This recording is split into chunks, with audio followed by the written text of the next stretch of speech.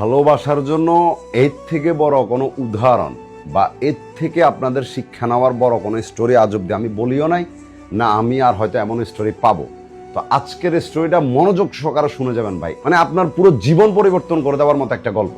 ভালোবাসার জন্য একটা মানুষ কতটা ত্যাগ করবে, একটা মানুষ কি করলে তার আপন মানুষটাকে আর আপন করে পাবে। প্রায় 10 বছরের ভালোবাসার স্টোরি আজকে আপনাদেরকে শোনাবো জাস্ট অল্প কয়েকটা মিনিটে। মেয়েটার নাম হলো সুরভি এবং তার সাথে ছেলেটার দেখা হয় 2017 সালে। ছেলেটা ছিল এসএসসি পরীক্ষার্থী এবং ওইখানে যখন প্রথমবার মেয়েটাকে সে দেখে তার ভিতরে অন্যরকম একটা ভালো লাগা কাজ করে এবং ওই ভালো লাগাটাই একসময় ভালোবাসায় পরিণত হয়। ছেলেটার মনের মধ্যে সবসময় একটা ভয় ছিল, কারণ মেয়েটার পরিবার ছিল প্রভাবশালী, ক্ষমতাশালী এবং অর্থশালী, আর ছেলেটা ছিল মধ্যবিত্ত একজন মিডল ক্লাস পরিবারের ছেলে। এই ভয়টা তার মনের মধ্যে সবসময় লেগেই থাকতো। তারপরও মেয়েটার সাথে তার রিলেশনশিপটা কন্টিনিউ চলতে থাকে। একদিন ছেলেটা যেমন ভয় পেল তেমনটাই হলো। মেয়েটার পরিবারের বিষয়টা জেনে যায়, আর জানার পরে ছেলেটাকে একটা মিথ্যা মামলায় পুরো 17টা দিন জেলের মধ্যে ছেলেটা কাটায়। কিন্তু জেল থেকে বের হওয়ার পরেও মেয়েটার প্রতি তার ভালোবাসা বিন্দু পরিমাণও কমে নাই। সে মেয়েটাকে ভালোবাসতেই থাকে বা তাদের দেখাশোনা সবকিছুই অনেক সুন্দর মতো চলতে থাকে। কিন্তু ছেলেটা নিজেকে বাঁচানোর জন্য দেন ওই টাইমে সে রাজনীতিতে ইনভলভ হয় এবং ধীরে ধীরে ক্ষমতাশালী লোকদের সাথে তার চলাফেরা শুরু করে। সে নিজের পুরা লাইফস্টাইল পরিবর্তন করে ফেলে। ধীরে ধীরে ছেলেটারও নাম ডাক শুরু হয় এবং সেও মোটামুটি ক্ষমতাশালী লোকদের সাথে থাকতে থাকতে তারও একটু ক্ষমতা চলে আসে। কিন্তু তারপরেও মেয়েটা একদিন ছেলেটাকে বলে যে, দেখো এভাবে আর কতদিন, তুমি একটা কিছু করো যাতে আমি আমার পরিবারের কাছে তোমার কথা বলতে পারি। তখন ছেলেটা বলল যে মেয়েটা যেটা বলছে এটা আসলে ঠিকই বলছে, তার পরিবার তো আর এমনি এমনি আমাকে মেনে নেবে না, আমাকে কিছু করে দেখাতে হবে। আর তখন ছেলেটার মাথায় আসলো বিদেশ, এবং যেমন চিন্তা তেমন কাজ। ছেলেটা চলে গেল বিদেশে। কিন্তু বিদেশ যাওয়ার আগে মেয়েটাকে একটা কথা বলছিল, দেখো আমাদের মধ্যে তো দূরত্ব চলে আসবে, আমি তোমার সাথে আগের মতো দেখা করতে পারবো না, হয়তো আগের মতো কথা বলতে পারবো না, তো তুমি যদি আমাকে ভুলে যাও। তখন মেয়েটা বলল যে যদি তোমার সাথে আমার কথাও না হয়, দেখাও না হয়, এতটুকু বিশ্বাস রাখো যে আমি তোমার আছি, তোমারই থাকবো, দরকার প্রয়োজনে আমি মৃত্যুকে আপন করে নেব, তারপরও তুমি বিহীন কাউকে আর আপন করবো না। এরপরে ছেলেটা বিদেশ পাড়ি দিল। দেন বিদেশ যাওয়ার কয়েকটা মাস পরেই ছেলেটা যেটা ভয় পাইছিল ওইটাই শুরু হইতেছে। মেয়েটা কলেজে উঠলো এবং কলেজের নতুন নতুন ছেলেদের সাথে ঘোরাফেরা শুরু করছে। ছেলেটার কল কম ধরতো, তাকে অবহেলা এবং ইগনোর করা শুরু করে। দেন ছেলেটা বললো যে যেই মানুষটার জন্য আমি বিদেশ আসলাম ওই মানুষটাই যদি আমার জীবনে না থাকে তাহলে এই বিদেশের কোনো মূল্য আমার কাছে নাই। এবং ছেলেটা বাংলাদেশে চলে আসলো। আসার পরে মেয়েটার সাথে দেখা করলো। দেখা করার পরে মেয়েটা তার ভুল বুঝতে পারছে এবং এমনটা আর কখনো করবে না এটা ছেলেটাকে কথা দিছে। ছেলেটা বললো যে যা হয়েছে হয়েছে, সবকিছু ভুলে মেয়েটার সাথে আবার নতুন করে সম্পর্ক শুরু করলো এবং অনেক ভালো মতো সবকিছু কাটতেছিল। মেয়েটার স্বপ্ন ছিল মেয়েটা একজন ডাক্তার হবে, কিন্তু মেয়েটার যখন রেজাল্ট খারাপ আসলো তখন প্রচুর পরিমাণ কান্না করতেছিল। আর ছেলেটা ওই টাইমে মেয়েটার পাশে দাঁড়ায় বললো যে তুমি যাই কিছু করো, যত কিছু হয়ে যাক, আমি তোমার পাশে আছি। তুমি যদি ডাক্তারি না পারো বা ওইখানে যদি খারাপ কিছু হয়, তুমি বিসিএস করতে পারো, ওইখানে অবশ্যই তুমি বড় একটা কিছু হবে। এরপরে যাই একদিন তারা ডিসাইড করলো যে তারা কোর্টে গিয়ে দুজন মিলে বিয়ে করে রাখবে, যাতে ফিউচারে যদি তাদের ফ্যামিলিগত কোনো সমস্যা হয়ও তারা আইনগতভাবে ম্যারিড থাকবে, তো তাদের অত বড় সমস্যা হবে না। এবং যেমন চিন্তা করলো তেমন কাজ করলো। তারা বন্ধু বান্ধব নিয়ে গোপনে কোর্টের মধ্যে গিয়ে বিয়ে শাদী করে রাখলো। এরপরে যাক সবকিছুই অনেক ভালো মতো চলতেছে, ঠিকঠাকভাবে চলতেছিল। মেয়েটার বক্তব্য অনুযায়ী মেয়েটার ফ্যামিলি থেকে তাকে ফেসবুক চালানো টোটালি বন্ধ করে দিতে বলছে।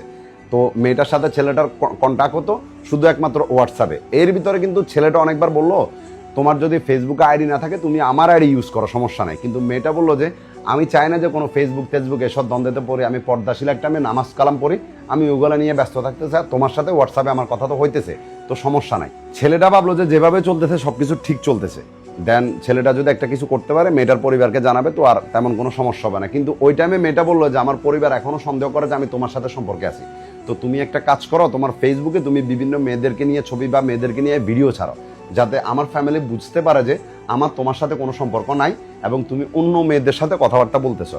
কারণ ছেলেটার ফেসবুক আইডিতে মেয়েটার সমস্ত রিলেটিভ অ্যাড আছে। মেয়েটা যেমন বলছে ছেলেটাও তেমন করা শুরু করলো। তো মেয়েটার পরিবারের সবার এবার বিশ্বাস হয়ে গেছে যে এই ছেলেটার সাথে মেয়েটার কোনো কন্ট্যাক্ট বা যোগাযোগ নেই। তো মেয়েটাকে বাড়ির থেকে বিয়ের জন্য একটু প্রেশার দেওয়া শুরু করে। তো মেয়েটা হঠাৎ করে ছেলেটাকে এসে বলে যে চলো আমরা পালিয়ে যাই।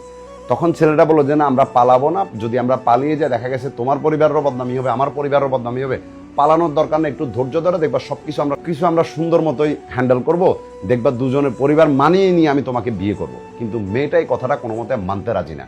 দেন ছেলেটার সাথে বাকবিতণ্ড শুরু হয় এবং এখানে ঝগড়ার একটা ক্ষেত্রে মেয়েটা রাগ করে চলে যায়। প্রায় 3 দিন পর্যন্ত তাদের কোনো কথাবার্তা হয় না। 3 দিন পরে ছেলেটা মেয়েটার বাড়ির সামনে গিয়ে বলল যে চলো আমরা চলে যাবো আল্লাহর নাম করে, যেটা হবে দেখা যাবে। দেন মেয়েটাও খুশি হয়ে গেল এবং মেয়েটা ওই টাইমে ফেসবুকে একটা ভিডিও ছাড়ছে, যেটা এইটা ছিল। অনেক ভালোবাসি, এই জন্য আমি ওর সাথে চলে যেতেছি। উমিকে আমার জোর করে নাই, উমিকের এখানে কারোর দোষ নেই। আমি ওরা অনেক জোর করছি, জোর করার পর রাজি করছি। ও ফার্স্টে যাইতে চায় না, তারপর বলতেছে যে ওর ফ্যামিলি নাকি সমস্যা হবে, আপু মিথ্যা মামলা দিবে, আবার পুরো ফ্যামিলিরে হেনস্থ করবে। কিন্তু এই ভিডিওটা করা শুধু এই জন্য যাতে ওর কোনো ক্ষতি না হয়, ওর ফ্যামিলির কোনো ক্ষতি না হয়। কারণ যা করতেছি আমি করতেছি, আমি ওরে বলছি আমাকে নিয়ে যাওয়ার জন্য। মেয়েটা ওইটা আমি ভিডিওতে স্পষ্ট বলছে যে মেয়েটার ফ্যামিলিকে যে আমি চাই না যে পরবর্তীতে আবারও তার নামে আপনারা কোনো মিথ্যা মামলা বা মিথ্যা কিছু করেন। সে আমার সাথে যেতে চায় না, আমি তাকে জোর করে রাজি করাছি যাতে আমরা দুজন একসাথে সংসার করতে পারি। তো আমি নিজের স্বেচ্ছায় তাকে নিয়ে যাচ্ছি, তার কোনো দোষ এখানে নাই। এমন একটা ভিডিও ছেড়ে ফেসবুকের মধ্যে নিজের ফ্যামিলিকে জানাই দেয়। এরপরে তারা দুজন গিয়া ছেলেটার একটা বন্ধুর বাসাতে উঠে। তো এই 10 বছরের মধ্যে মেয়েটার ফোন কখনো ছেলেটা চেকও করে না বা ফোনটা ধরেও নাই, বিকজ অন্ধের মতো একটা বিশ্বাস ছিল মেয়েটার প্রতি। তো যেদিন বন্ধুর বাসায় গেল ওই দিন হঠাৎ করে যখন মেয়েটার ফোনটা অন করছে, তখন অনবরত কল মেসেজ আসা শুরু করছে মেয়েটার ফোনের মধ্যে। এবং ছেলেটা যখন ফোনটা হাতের মধ্যে নিল তখন দেখতেছে যে মেয়েটা ছেলেটাকে বললো যে সে কখনো ফেসবুক ইউজ করে না, কখনো মেসেঞ্জার ইউজ করে না, কখনো ইনস্টাগ্রাম ইউজ করে না, শুধু হোয়াটসঅ্যাপ ইউজ করে, তাও শুধু ছেলেটার জন্য। কিন্তু 10 বছর পরে যখন মেয়েটার ফোনটা হাতের মধ্যে নিল ওই দিন রাত্রে ছেলেটার হাত কাঁপতেছিল এবং বুক কাঁপতেছিল। সে দেখতেছে যে মেয়েটা ফেসবুকও ইউজ করে, মেসেঞ্জারও ইউজ করে এবং ইনস্টাগ্রামও ইউজ করে।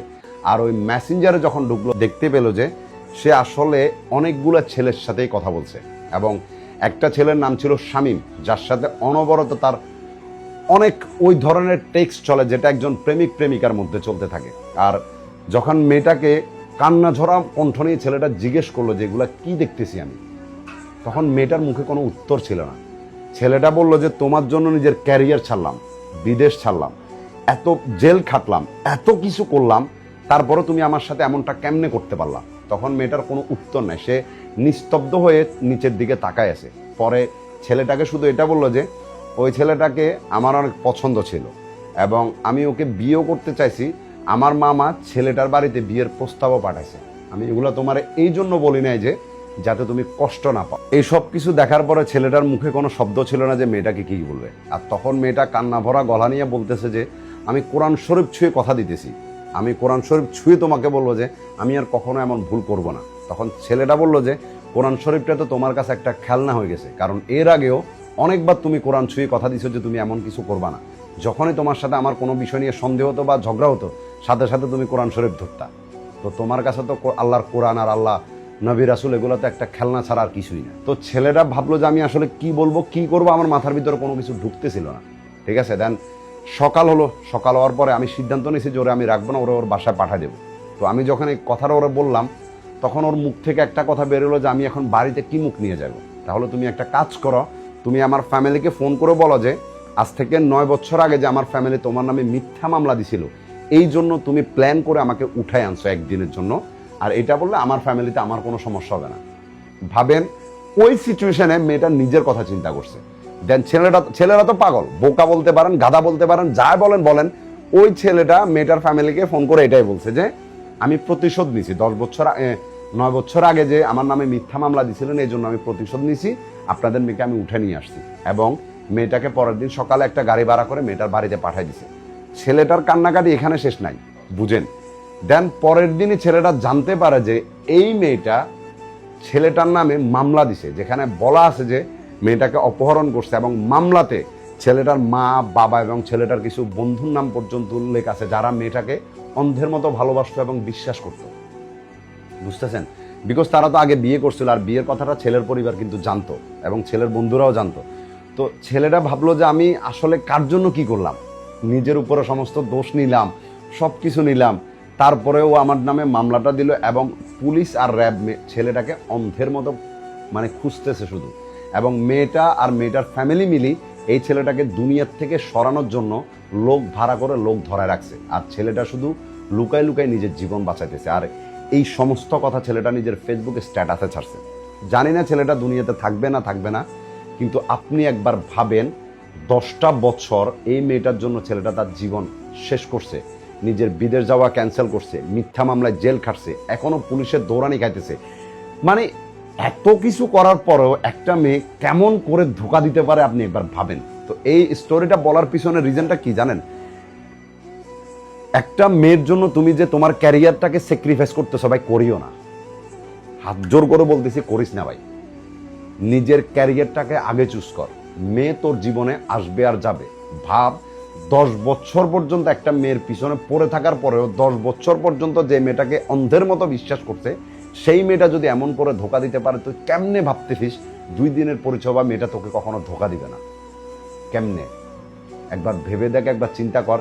আর এই সমস্ত স্ট্যাটাস ছেলেটা তার ফেসবুক আইডিতে দিয়ে মেয়েটার ছবি সহ সবকিছু পাবলিশ করছে। এখন বর্তমানে ছেলেটা জেলের মধ্যে আছে। সে নিজে গিয়া কোর্টে নিজেকে সারেন্ডার করছে এবং তার বক্তব্য এখন জেলের মধ্যে থাকবে বা পরবর্তীতে কি হয় যায় না। এই ছেলেটা কি দুনিয়াতে থাকবে না থাকবে এটাও জানি না, কারণ আমাদের দেশে তো একটা মহান আইন আছে, মেয়েরা যেটা বলবে সেটাই সত্য। ছেলেদের কথা আর কে শুনতেছে? একটা কথা হলো কি জানো, রানী সবসময় কোর্টের মধ্যে দাঁড়ায় নিজের বক্তব্য পরিবর্তন করে। আর রানীর বক্তব্য পরিবর্তন মানে রাজার জীবন শেষ। কারণ রাজার বক্তব্য শোনার জন্য আমাদের বাংলাদেশে কোনো আইন বা কানুন বা মানুষই নেই। তো স্টোরিটা শেয়ার করবা বেশি বেশি, যাতে নিজের টাইম লাইনে রেখে রেখে না নিজেকে বুঝাতে পারো যে মেয়েটাকে ইমপ্রেস করার জন্য, যে মেয়েটার পিছনে ঘুরে ঘুরে নিজের ক্যারিয়ারটা ধ্বংস করতেছ, নিজের ফ্যামিলিরকে কষ্ট দিতেছ, নিজের সব কিছু এক পাশে রেখে ওই মেয়েটাকে সময় দিতেছ। ওই মেয়েটা কি আসলেইভাবে শুধু তোমার জন্য বসে আছে, নাকি তুমি ছাড়াও তার 1000টা অপশন নিয়ে বসে আছে? এবার তোমাদের ব্যক্তিগত বিষয়। শুধু এতটুকু বলবো যে ছেলেটার জন্য দোয়া করবেন, আল্লাহ পাক যাতে তাকে এই কষ্টটা কেটে ওঠার তৌফিক দান করে এবং এই ঝড় ঝামেলাগুলো থেকে বের হতে পারে।